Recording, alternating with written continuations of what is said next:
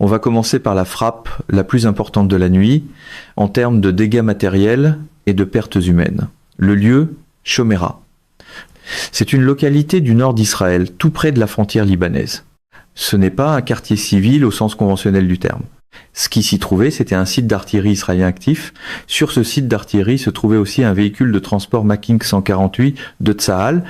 Pour ceux qui ne le connaissent pas, le Making 148 n'est pas un véhicule de combat au sens traditionnel. C'est un transporteur chenillé basé sur le châssis du M113, conçu spécifiquement pour transporter des munitions d'artillerie.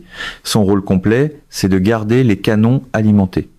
Quand on place un véhicule comme celui-là sur un site d'artillerie, on parle d'un véhicule chargé d'obus, de charges propulsives et de munitions explosives. C'est pas seulement un véhicule, c'est un dépôt de munitions mobile. Le Hezbollah l'a ciblé avec un drone FPV, un drone à vue subjective. Le drone a frappé directement le Making 148. Et c'est là que les choses deviennent sérieuses. L'explosion secondaire. Les munitions à bord se sont enflammées. Elles ont détonné à leur tour. Cela signifie que la frappe initiale du drone n'a été que le déclencheur. Ce qui a suivi, c'est une réaction en chaîne de munitions qui ont explosé sur une position militaire israélienne active en territoire israélien. Le bilan de cette seule frappe, 12 soldats israéliens ont été blessés, 2 de ces 12 soldats ont subi des blessures modérées, les 10 autres ont été classés comme légèrement blessés. Aucun tué au combat confirmé dans cette frappe particulière, mais 12 blessés à partir d'un seul impact de drone sur un seul véhicule à une seule position, c'est un bilan important. Et c'est une conséquence directe de la détonation secondaire. Si les munitions n'avaient pas explosé, on parlerait probablement d'un nombre de blessés beaucoup plus faible. C'est la réaction en chaîne des munitions qui a propagé les dégâts. Indépendamment de la frappe de Shomera, le Hezbollah a aussi mené une attaque plus large contre un rassemblement de troupes israéliennes dans le nord d'Israël. Regardez ceci. Il ne s'agissait pas de viser un seul véhicule. Il s'agissait d'un groupe de personnel et d'équipements. Le résultat, plusieurs véhicules détruits, de l'équipement endommagé et, encore une fois, des soldats blessés dans ce qui semble être une séquence opérationnelle coordonnée, menée dans la même fenêtre temporelle générale. Ce qui est notable ici, c'est l'expression « rassemblement de troupes ». Cela suggère que le Hezbollah disposait soit de renseignements en temps réel sur la position des troupes, soit qu'il surveillait un endroit où il savait que du personnel et de l'équipement allaient se concentrer. On ne lance pas une frappe FPV de précision dans un terrain dégagé en espérant simplement avoir de la chance. Le choix de la cible indique un certain niveau de surveillance ou de connaissance préalable. C'est un détail qu'il faut garder en tête parce qu'il parle des capacités de renseignement, de surveillance et de reconnaissance du Hezbollah. Ces capacités ont discrètement augmenté au cours des dernières années. Ils ne tirent pas simplement en espérant. Ils observent, ils suivent et ils synchronisent leurs frappes. Maintenant, on descend vers le sud, de l'autre côté de la frontière, pour revenir en territoire libanais, dans le village de Kantara, au sud du Liban. Il s'agit d'un engagement distinct des frappes de Shomera et du nord d'Israël, et celui-ci compte un décès confirmé. Un Humvee de Tsahal opéré à Kantara, ou près de Kantara, lorsqu'il a été frappé par un drone FPV du Hezbollah. Un soldat israélien a été tué dans la frappe. Ce soldat appartenait à la brigade Golani, l'une des unités d'infanterie les plus connues et les plus importantes sur le plan historique en Israël. La brigade Golani a été au centre des opérations terrestres de Tsahal tout au long de la campagne à Gaza et a subi des pertes importantes au cours des 2 dernières années de conflit. Perdre un autre soldat de cette unité dans une frappe de drone au sud du Liban ajoute à ce qui est devenu une attrition lourde pour l'une des principales formations terrestres israéliennes. Un Humvee frappé par un drone FPV dans un environnement de village urbain ou semi-rural, c'est exactement le type d'engagement que les forces asymétriques ont optimisé. L'attaquant est invisible, il opère souvent à distance ou depuis une position couverte, et le défenseur a très peu d'avertissement. Dans ce cas-ci, il n'y a apparemment pas eu le temps de réagir, le véhicule a été frappé et un soldat n'a pas survécu. C'est la frappe pour laquelle les détails continuent d'arriver et où les affirmations les plus graves sont faites. Le Hezbollah a rapporté avoir frappé un quartier général militaire israélien. Cette affirmation inclut des rapports de lourdes pertes et de soldats qui seraient piégés, soit dans des décombres, soit dans une structure endommagée, soit incapables d'évacuer en raison de l'environnement de menace toujours actif. Tsahal n'a pas entièrement confirmé l'ampleur de cette frappe au moment de ce briefing et dans les zones de conflit, les affirmations initiales de l'une ou l'autre partie doivent toujours être traitées avec une certaine prudence jusqu'à ce qu'elles soient corroborées de manière indépendante. Toutefois, le modèle est cohérent. Le Hezbollah cible systématiquement les infrastructures de commandement et de contrôle, les quartiers généraux, les nœuds logistiques, les stocks de munitions et les positions d'armes servies par équipage. Une frappe contre un quartier général militaire s'inscrit directement dans ce modèle opérationnel. Si les affirmations concernant les pertes et les personnes piégées sont même partiellement exactes, alors c'est la plus importante des 4 frappes sur le plan tactique. Neutraliser un quartier général ne fait pas que blesser des soldats. Cela perturbe le commandement, dégrade les communications et force une réorganisation du leadership exactement au moment où la clarté et le contrôle sont nécessaires. C'est un multiplicateur de force pour le Hezbollah et un problème aggravé pour les unités de Tsahal opérant dans ce secteur. Maintenant parlons de l'arme, parce que c'est la partie de cette histoire qui a les plus grandes implications à long terme, non seulement pour ce conflit, mais pour la guerre moderne dans son ensemble. Les drones FPV, ou drones à vue subjective, sont devenus un élément dominant de la guerre en Ukraine depuis au moins 2022. Les forces ukrainiennes et russes les ont toutes deux utilisés à très grande échelle. Ils sont peu coûteux, rapides, très maniables et dans leur forme radiocommandée de base, ils peuvent être achetés ou construits pour quelques centaines de dollars. Mais ils ont une vulnérabilité majeure. La radiofréquence. Les drones FPV standards fonctionnent avec des signaux radiofréquences, des ondes radio, ce qui signifie qu'ils peuvent être brouillés. Les systèmes de guerre électronique conçus pour perturber ou usurper ces signaux peuvent faire tomber un drone du ciel, le rediriger, ou lui faire perdre le contact avec son opérateur et s'écraser. Israël dispose de capacités sophistiquées de guerre électronique. Le brouillage radiofréquence a été une couche importante de son architecture de défense aérienne. Les drones guidés par fibre optique changent complètement cette équation. Voici comment cela fonctionne. Au lieu de transmettre les signaux de contrôle sans fil dans les airs, où ils peuvent être interceptés ou brouillés, le drone déroule derrière lui un mince câble de fibre optique pendant qu'il vole. Les commandes de l'opérateur voyagent dans ce câble sous forme d'impulsions lumineuses. Le flux vidéo de la caméra du drone revient par ce même câble.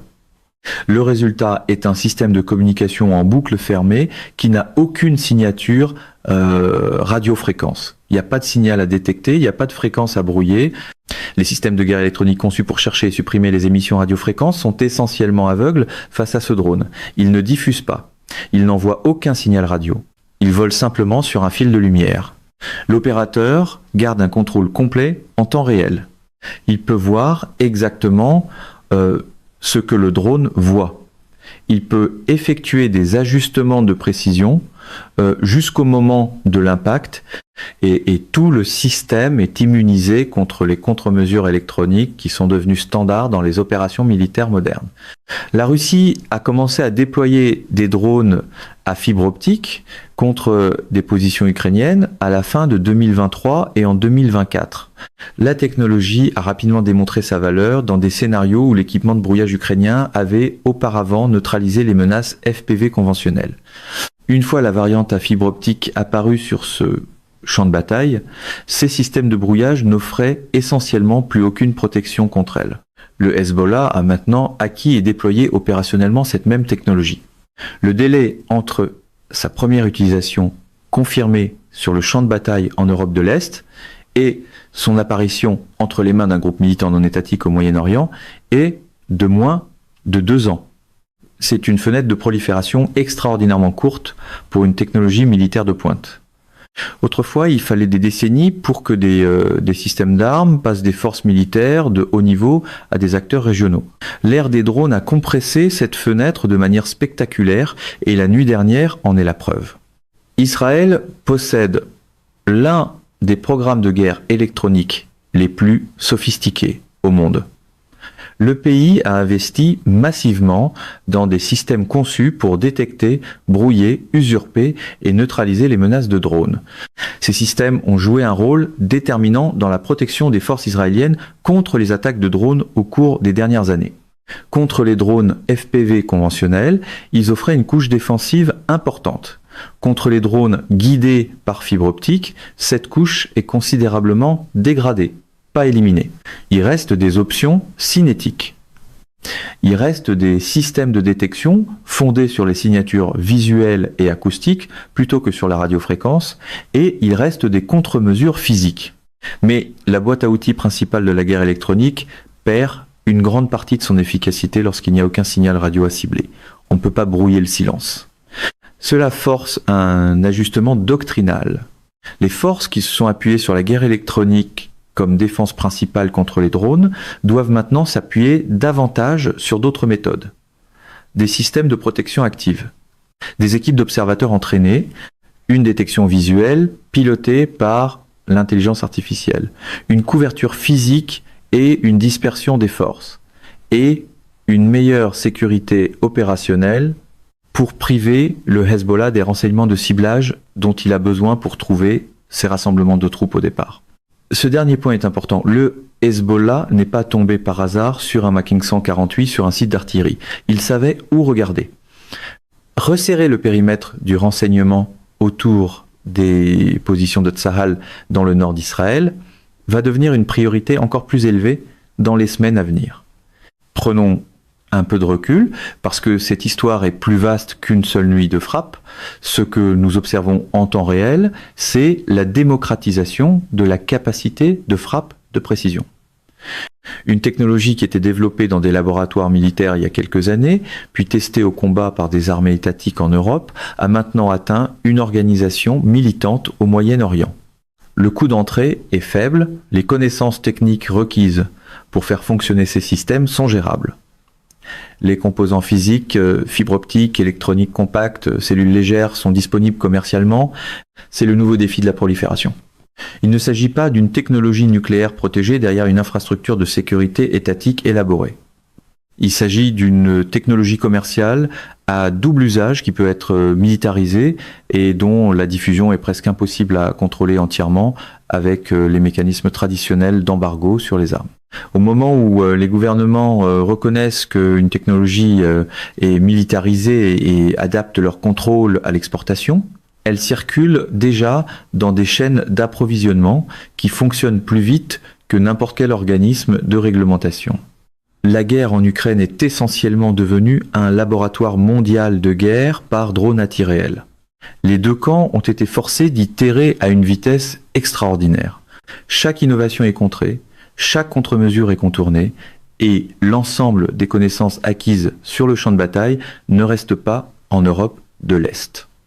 Il circule vers les ministères de la Défense, les marchands d'armes, les États commanditaires et les forces par procuration comme le Hezbollah, qui ont des soutiens disposant à la fois des ressources et de la motivation nécessaires pour les équiper avec ce qui est actuellement le plus efficace sur le champ de bataille. L'Iran est le canal évident ici, et l'Iran observe de très près ce qui fonctionne en Ukraine. Revenons au cœur du sujet. Voici ce qui s'est passé et pourquoi c'est important, en termes simples. Le Hezbollah a mené au moins 4 opérations de frappe distinctes, en l'espace de quelques heures. Une frappe a touché un transporteur de munitions dans le nord d'Israël, à Shomera, déclenchant une détonation en chaîne qui a blessé 12 soldats de Tsahal. Une autre a visé un rassemblement de troupes et d'équipements israéliens dans le nord d'Israël, détruisant plusieurs véhicules. Une autre a tué un soldat de la brigade Golani à Kantara, dans le sud du Liban, au moyen d'un drone FPV contre un Humvee, et une autre aurait frappé un quartier général militaire israélien avec des pertes et du personnel piégés à l'intérieur. Toutes ces frappes ont utilisé des drones FPV. Au moins certaines, et probablement toutes, étaient des variantes guidées par fibre optique qui sont immunisées contre le brouillage radiofréquence, ayant constitué un élément central de la posture israélienne de défense contre les drones. La technologie utilisée est la même que celle qui est en train de remodeler le champ de bataille en Ukraine. Elle est passée de l'Europe de l'Est à un groupe militant libanais en moins de 2 ans. L'avantage israélien en matière de guerre électronique contre les menaces de drones a été considérablement dégradé par ce développement. Pas éliminé, mais il ne fournit plus la protection qu'il offrait auparavant. C'est pas la fin de l'histoire. C'est un chapitre dans un cycle d'adaptation en cours qui ne montre aucun signe de ralentissement. Les forces qui s'adaptent le plus rapidement, dans la doctrine, dans la technologie et dans les contre-mesures défensives, définiront la forme de ce conflit à l'avenir. Ce qui s'est passé pendant la nuit est un point de données dans cette courbe plus large. Et c'est un point de données que toute personne qui suit la guerre moderne doit comprendre clairement. Mesdames et messieurs, notre émission d'aujourd'hui s'arrête ici. Nous vous invitons à partager votre avis personnel dans la section des commentaires ci-dessous. Perspective Politique vous salue et vous donne rendez-vous très bientôt.